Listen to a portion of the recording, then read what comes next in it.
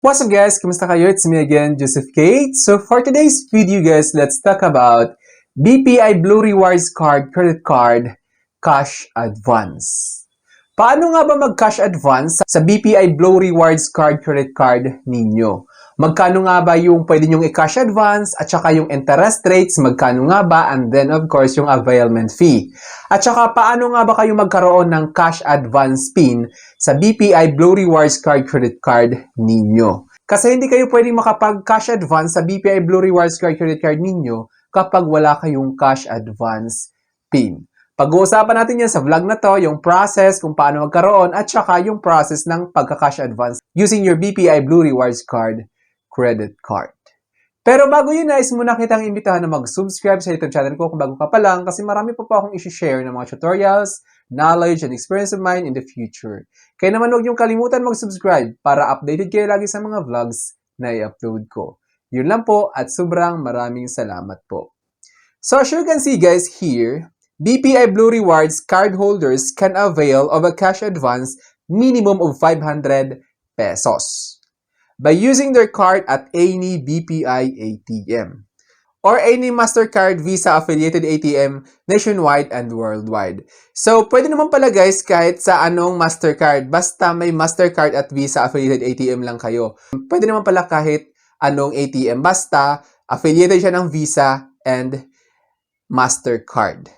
At saka worldwide ito guys, ibig sabihin outside the country, pwede din, outside the Philippines, pwede kayo mag-cash advance, basta may cash advance PIN kayo. Since nakalagay dito is, you will need your credit card PIN or CC PIN to complete the withdrawal, which allows access to a portion of your credit limit. Kasi ano siya guys, pagkarating ninyo sa inyo ng credit card ninyo, which is yung BPI Blue Rewards card or credit card, meron nakalagay doon kung magkano yung credit limit at saka kung magkano lang yung cash advance limit. Kaya naman, kung magkano yun, yun lang ang pwede nyong i-cash advance. How to avail cash advance? Via BPI ATMs. Insert your card, enter your 4-digit PIN, select cash advance, and withdraw, and enter the amount. So halimbawa guys, sa ATM kayo, sa BPI ATM kayo nag-cash advance, insert nyo yung card, tapos yung 4-digit cash advance PIN, of course, kakailanganin. Then, select nyo yung cash advance and then withdraw. Tapos, ilagay nyo kung magkano yung cash advance nyo, of course. Ngayon, pwede rin sa ibang ATMs, BDO, East West Metrobank, DBP, or what, using any MasterCard Visa affiliated ATM worldwide. So, any ATM, guys, na may nakalagay na accepted yung MasterCard or Visa. Since yung credit card nyo is MasterCard yan, yung BPI Blue Rewards Card credit card. Over the counter, visit any BPI branch nationwide to withdraw. So halimbawa may malapit namang BPI branch sa inyo, pwede kayo din mag-withdraw using your BPI Blue Rewards Card credit card. At least doon sa BPI branch mismo, mayroong mga employees doon or teller ni BPI na pwede makapag-assist sa inyo if ever may mga katanungan kayo regarding cash advance. At least hindi kayo mahihirapan. Key details. Limit. The amount is determined by the specific BPI credit card type. Usually, a percentage of your total credit limit. So, kadalasan kasi guys is up to 30%.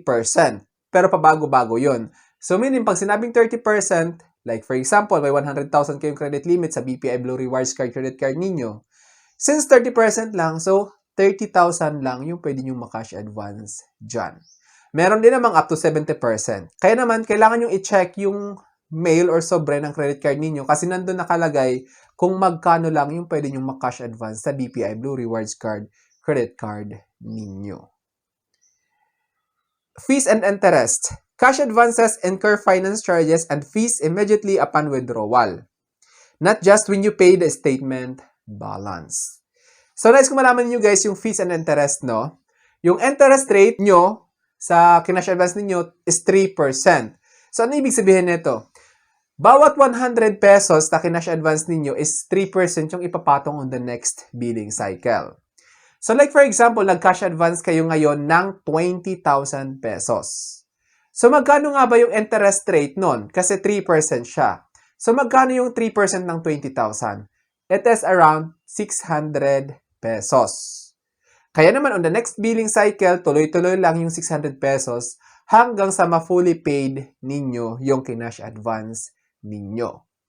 Take note lang guys na kahit 100 pesos na lang yung natitira sa 20,000 na kinash advance ninyo, yung 600 pesos pa rin na buo yung ipapatong yan on the next billing cycle. Kasi hanggat hindi nyo na fully paid yung kinash advance ninyo, tuloy-tuloy lang yung 3%. Kaya naman, tip ko na lang siguro guys na kapag nag-cash advance kayo, kapag may pera na kayo, make sure na bayaran nyo na kaagad para hindi kayo nalulubog sa utang. Requirements. You must be a cardholder in good standing. So of course, yung credit card nyo is dapat okay siya. Wala kayong lapses, hindi siya delinquent account. May nabayaran ninyo yung statement balance yan from the previous statement balance. Kasi kapag hindi nyo binayaran yan, masususpended yan. Hindi nyo na magagamit. So, kailangan good standing yung BPI Blue Rewards Card credit card ninyo para makapag-avail kayo ng cash advance gamit yan. Nakalagay dito, for larger cash needs, you can also consider the credit to cash feature, which converts your credit limit into cash paid in installment. So, itong cash naman, guys, credit to cash, is iba naman ito. Kailangan nyo magantay ng certain period of time bago nyo makuha yung pera.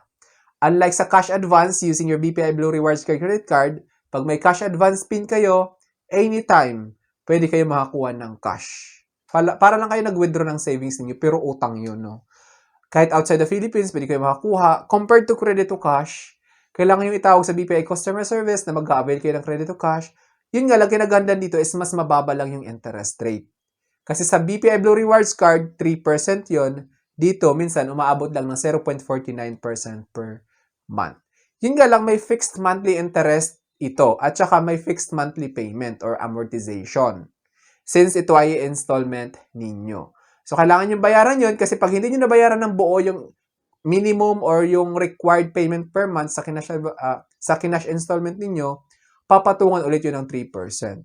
Parang same lang din sa cash advance. Kaya naman kung kailangan nyo lang ng pera, kailangan nyo agad, much better to go for cash advance. Tapos, yun nga lang, kailangan nyo bayaran ng 3%. Kahit 100 pesos na lang yung natira sa cash advance ninyo, tuloy-tuloy pa rin yung 3% na interest na ipapatong sa next billing cycle. Tapos, take note lang guys, using your BPI cash advance or credit card cash advance, it comes with high interest talaga siya. So, make sure lang guys na kapag may pera na kayo, bayaran nyo kasi yung cash advance is intended for emergency purposes. Like for example, kailangan nyo talaga ng pera kaagad. So, you can go for using your BPI Blue Rewards Card Credit Card Cash Advance feature. Tapos yun, tulad na sabi ko, kapag hindi nyo siya nababayaran, tuloy-tuloy lang yung 3%. Like for example, 10,000. So, 300 pesos yan. Tuloy-tuloy lang yung 300 pesos hanggang sa ma-fully paid yung 10,000 na yun. Sinishare ko to sa inyo guys para at least maging aware kayo in using cash advance feature sa BPI Blue Rewards Card credit card ninyo. So I think that's all for now sa namin na-share ko. Don't forget to subscribe for more videos. It's me again, Joseph Kate, that says, we don't have cash because we go for cashless transactions. Bye-bye!